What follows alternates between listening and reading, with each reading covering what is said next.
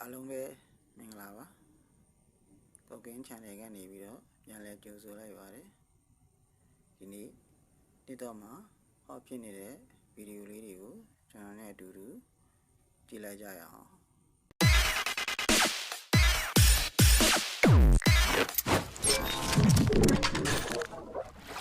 ကျွန်တော်အခုပြောမယ့်စကားတွေကကျွန်တော်လိမ်ပြီးပြောခဲ့လို့ရှိရင်ကျွန်တော်ဘေးတွေ့ပါသေးလို့အဲ့လိုမျိုးကျွန်တော်ဒါတစ္ဆာပြုပါတယ်နောက်ပြီးတော့ဟာဒီကျွန်းနဲ့ကျွန်တော်တို့စီမှာရောက်လာတဲ့နေရာစပြီးတော့ဘာလေးတွေထူးခြားလာတဲ့ဆိုတဲ့အချိန်မှာကျွန်တော်စီကိုပေါ့နော်ဒီကားရဲ့အဲ့ဒီညနေကချမ်းရဲ့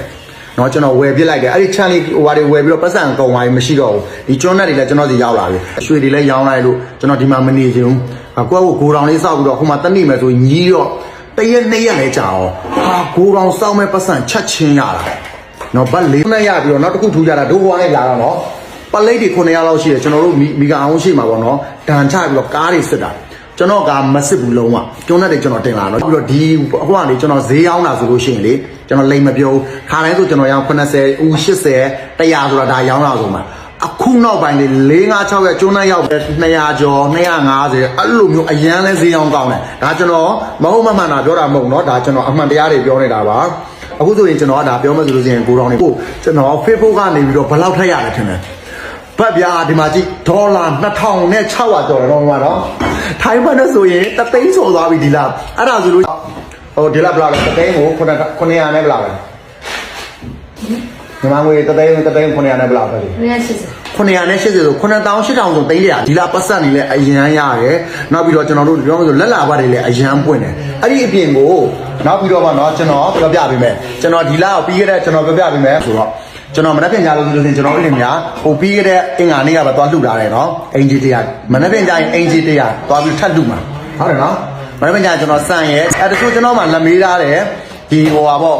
ပေးဘလို့ရဆိုပေးရကျွန်တော်တစ်လားကို3ယောက်လောက်တော့ကူညီပေးတယ်ဒီလားကိုလည်းကျွန်တော်3ယောက်လောက်ကူညီပေးမယ်နော်ဒီပြောမယ်ဆိုလို့ချင်းဒီဗီဒီယိုဖိုင်လေးမှာတော့အဲ့လောက်အများကြီးကျတော့အဆင်မပြေဘူးလေ3ယောက်ကူညီပေးမယ်နောက်ဈေးဝယ်ခြင်းတဲ့လူပဲဖြစ်ဖြစ်အဲ့ဒီမှာပေးဝယ်ခြင်းလို့အကူကြီးတောင်းခြင်းတဲ့လူပဲဖြစ်ဖြစ်ကျွန်တော်3ယောက်ကူညီပေးမယ်ဖုန်းနံပါတ်လေးပြောထားပေးမယ်ခွန်ရှစ်